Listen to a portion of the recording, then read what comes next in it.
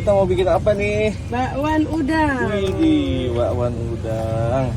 Ala-ala toha. Ala-ala toha ya. Wih. Oh, ini cetakannya ya, Bu? Cetakannya. Masih pada kosong ya? Iya, baru buka. Oke. Oh, ini dikasih udang ya? Udangnya udah digoreng dulu. Udang apa tuh namanya? Udang tambak. Hasil ini ya? Hasil tambak laut. Hasil tambak laut ya? Di sini deket ya? Dekat itu, di pesisiran. Betul. Berapaan sih harganya nih? 5.003. Wih, murah banget. Ini namanya bakwan apa nih? Bakwan udang OMG. OMG. Nah guys, ini ya lokasinya ya.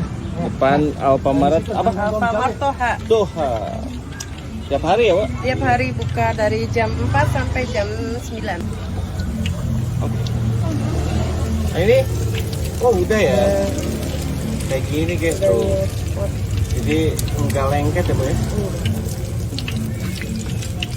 Resepnya biar enggak lengket gimana tuh?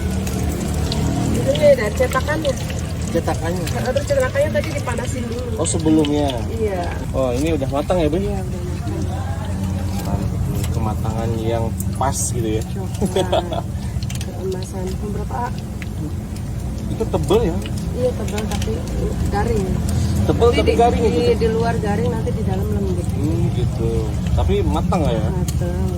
Nih bakwannya beda dari yang lain nih. Ada udangnya.